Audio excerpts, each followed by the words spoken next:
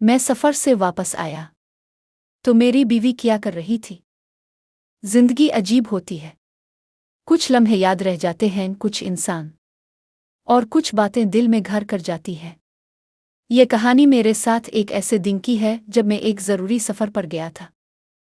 मेरी बीवी ने मुझे सुबह नाश्ता कराया, बैग पैक किया और दरवाजे तक छोड़ने आई।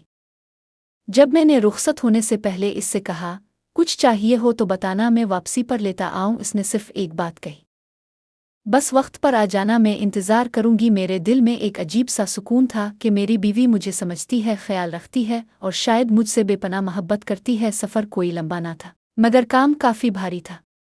रास्ते भर फ़ोन पर राबता रहा, हर घंटे बाद मैसेज करती, पानी पी लिया, खाना वक्त पर खा लेना, रास्ते में नींद मत आ जाए।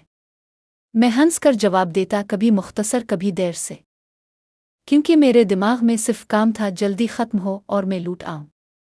मगर एक बात अजीब थी, आज उसकी आवाज़ में कुछ कमी थी, जैसे वो कुछ कहना चाह रही हो मगर रोक रही हो। रात के करीब जब मैं घर पहुंचा तो घर की लाइट्स ऑफ थीं।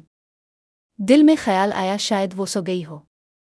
दरवाज़ा खोला तो सामने एक अजीब सा सुकूत था। न किचन से आवाज़ आ रही थी, न टीवी चल रहा था, न ही वो मेरे इस्तकबाल को आई। मैं आहिस्ता आहिस्ता अंदर आया, बैग रखा और आवाज़ दी, सुनो, मैं आ गया हूँ। कोई जवाब नहीं आया। धड़कन तेज होने लगी। बीवी का फ़ोन चेक किया, घर में रखा था। फिर मैं कमरे की तरफ बढ़ा, दरवाज़ा खोला और जो मंजर देखा, मेरी आंखें नम हो गईं। मेरी बीवी जाए नमाज पर बैठी थी, हाथ दुआ के लिए बुलंद, चेहरा आंसुओं से भीगा हुआ।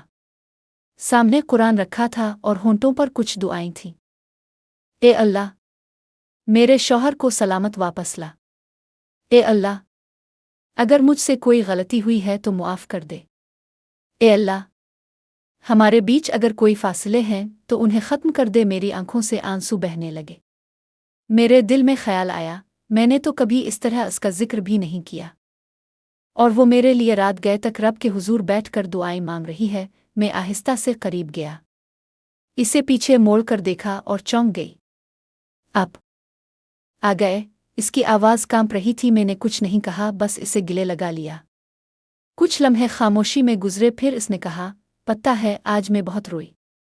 मैंने खुद से सवाल किए कि कहीं मैं तो ऐसी बीवी नहीं बन गई जो सिर्फ शक करती है, शिकायत करती है। मैंने वदा किया है रब से कि अब तुम्हें वो इज़्ज़त, वो मोहब्बत दूंगी जो तुम डिज़र्व करते हो। मैंने इसकी तरफ देखा और बस यही कहा, और मैंने भी आज एक फ़ैसला किया है।